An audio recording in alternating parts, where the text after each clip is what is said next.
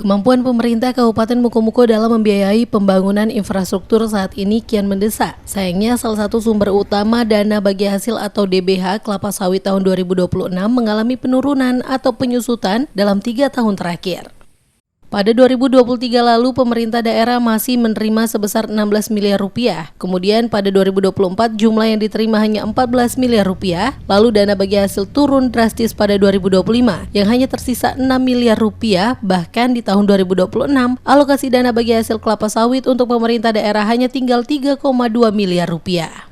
Situasi ini semakin sulit setelah pemerintah pusat menghentikan alokasi dana khusus atau DAK, sehingga ruang fiskal daerah untuk membiayai pembangunan khususnya infrastruktur jalan semakin sempit. Dikatakan Kepala Dinas Pekerjaan Umum dan Penataan Ruang Kabupaten Mukomuko Apriansyah, pihaknya juga belum memperoleh penjelasan terkait penyebab merosotnya alokasi DBH tersebut. Kemungkinan adanya perubahan skema perhitungan atau pembagian yang tidak transparan.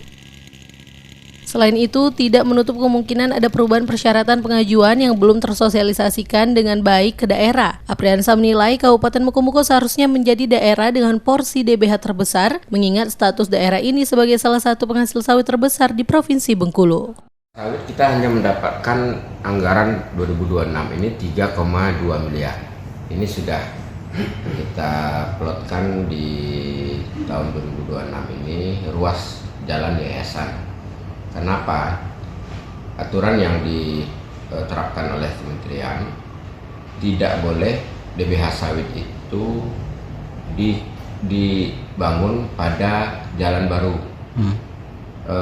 Dia harus ada bersentuhan dengan DBH tahun-tahun sebelumnya. Untuk ke depan, pemerintah daerah berencana melakukan audiensi langsung ke Kementerian Keuangan untuk mendapatkan kejelasan, sekaligus mempertanyakan penurunan alokasi serta formula terbaik agar bisa mengoptimalkan penerimaan DBH kelapa sawit. Adapun skema pembagian DBH kelapa sawit selama ini masih mengharuskan Kabupaten Mukomuko berbagi dengan pemerintah provinsi dan daerah lainnya.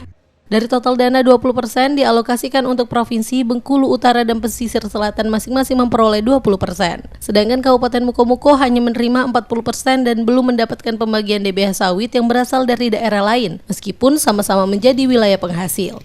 Dwi Anggi Saputra, RBTV melaporkan.